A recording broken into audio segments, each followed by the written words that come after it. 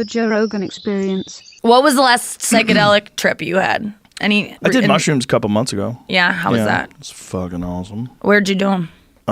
Did them with Ari on the show. We did them during a podcast. Really? Yeah.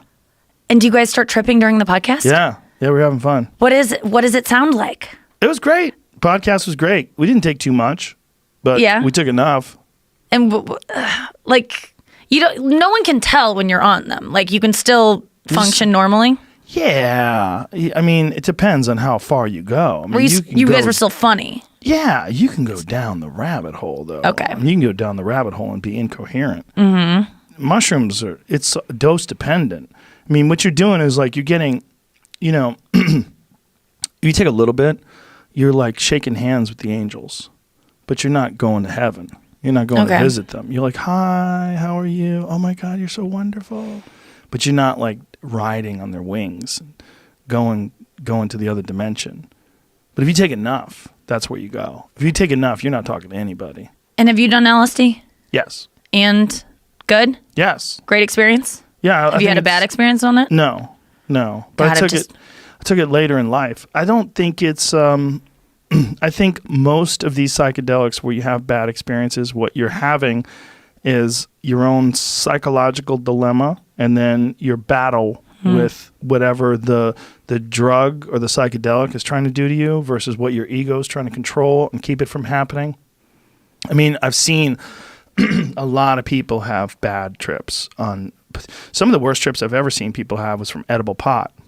Oh. Edible pot is one of the strongest things that people don't recognize. Mm-hmm. It's a very different drug than smoking it. And when you think of things that can take you down the rabbit hole, you don't think of edible pot. Mm-mm. People think of pot as just like, oh, you're going to get high. Maybe you can get too high, but you're just getting high. But when you eat it, it's a completely different animal. Yeah. Literally, like physiologically, it's a different animal. Really? Yeah, it creates something called 11-hydroxy metabolite that's 5 times more psychoactive than THC. And what? It's not even psychoactive in smoking it. It's a different drug. That's it does feel different. It's a totally different drug. That makes complete sense. Yeah, it's a different drug. It's processed by your liver. Wow. Yeah, there's something called a one pass. It passes through your liver, and the THC gets processed into 11-hydroxy metabolite. Yeah, okay. You should Google it. It's trippy shit.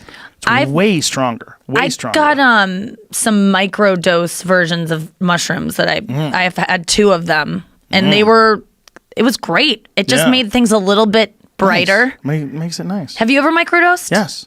Hey, you know who does that all the time? Who? Ron White.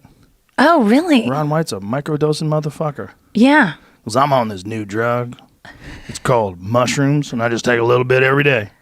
Whoa. Yeah. Yeah. I know a lot of people that do that. Yeah. A lot. Like dozens of people who microdose, including fighters. I know a lot of fighters who microdose. Yeah, I forgot that I was even on any. I was just like, oh, this room looks like cooler. Yeah, you just feel better. Like, oh yeah, I ate that little piece. Yeah, you just feel a little better, and you're like, what is? Oh, I took mushrooms. Yes, I forgot.